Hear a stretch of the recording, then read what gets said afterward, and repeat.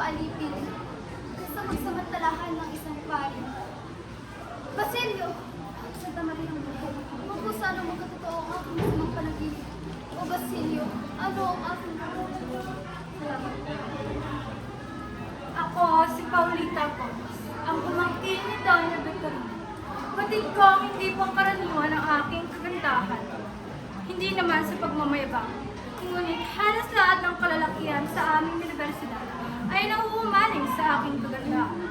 Maganda, matalino at kabigha-bighani. Busog man ako sa pisikal na karangyaan, subalit may kulang pa rin sa akin. Tila pagmamahal. Pagmamahal ng mga tao sa akin lang. Kaya nga noong makilala ko si Isagani na aking tinatanggi. Siya ay isang makata na mapagmahal sa bayan. Nais niyang mamuhay ng simple lang. Lahat ng iyong nanaisin ay nasa akin na. Subalit, kailangan kong mamili kung sino ang mas matimbang. Si Isagani na aking tinatangi o si Juanito Pelaez at ang kanyang salapi. Hindi naman sa pagmamayabang, ngunit halos lahat ng kalalakihan sa aming universidad ay nakumaling sa aking kagandahan. Ako nga pala si Paulita Gomez, pamangkin ni Doña Victorina. Mayaman, maganda, mahalaga ang kahalihan mo. Taglay ko ang karikta na bumubukaw ng mata. Ngunit sino nga ba ang aking pipili? Si Isagani na aking dinatangin ko si Juanito, kanyang sila.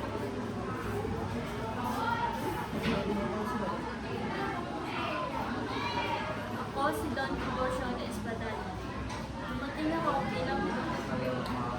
ako sa Pilipinas bilang opisyal ng aduana.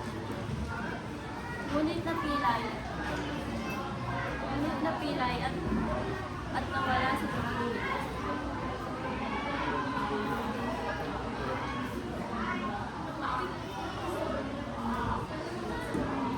Napilay at nawala sa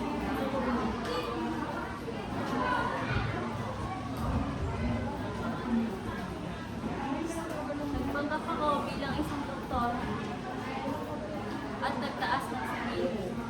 Kaya't tinanggal ako sa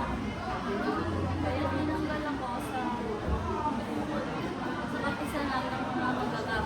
At nakilala ko sa Doña Victorina at kami dinasal.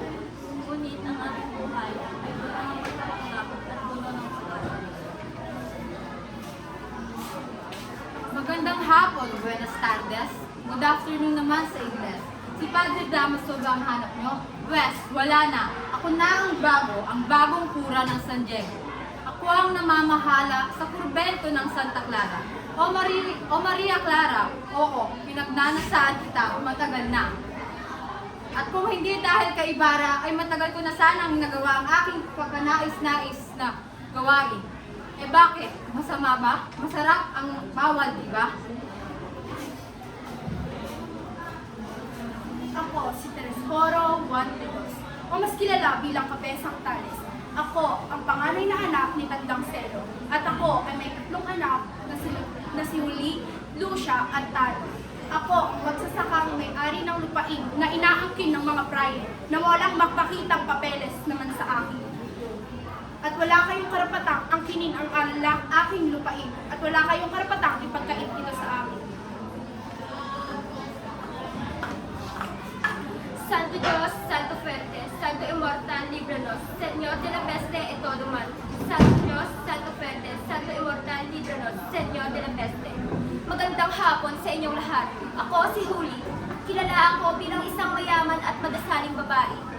Pinaglilingkuran ako ng anak ni Kabesang Tales na si Juli. O Juli, nagawa mo na ba ang pinapagawa ko? Eh yung pinapasaulo kong dasal. Diyos ko naman, Juli. Naiintindihan naman kita na hindi mo pa tapos ang pinapagawa ko. Eh kasi ang kupad mo. Alam mo, Juli, naiintindihan naman kita. Pero yung pagdarasal, hindi ka pa marunong magbasa? Gusto naman, Juli, paano ako mapupunta sa langit kung hindi mo ako tutulungan?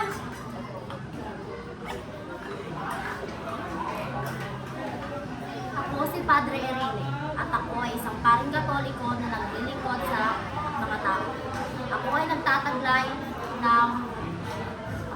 nagtataglay ng lakas at pinapangako ko na magiging matulungin sa lahat ng tao.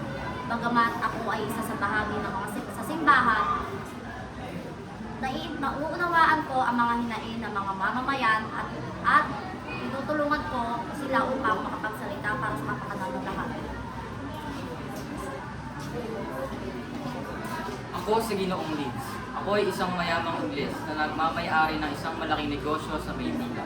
Ako ay mapagmataas, mapaglintang at walang pakialam sa pagkakanan ng mga Pilipino. Ang buhay ay isang labanan. Ang mga tao ay mga mandirigma. Ngunit ang mga mandirigma ay hindi lamang ang mga nagwawagi, kundi ang mga nagtitiis at nagpapatuloy sa harap ng pagsubok at pagkatalo.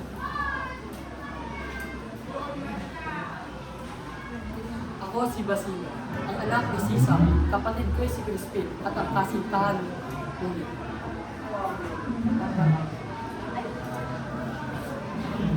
Isang estudyante nakapagtapos ng medisina.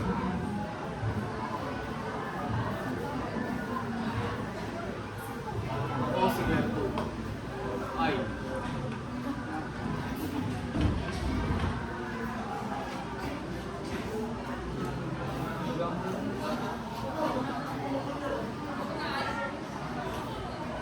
hindi ko alam ang nangyayari. Si Sigani ay isang mabuting tao, ngunit hindi ko kailangang gawin lahat ng gusto niya. Bagamat may takas na damdamin, may matamis na salita at pangako.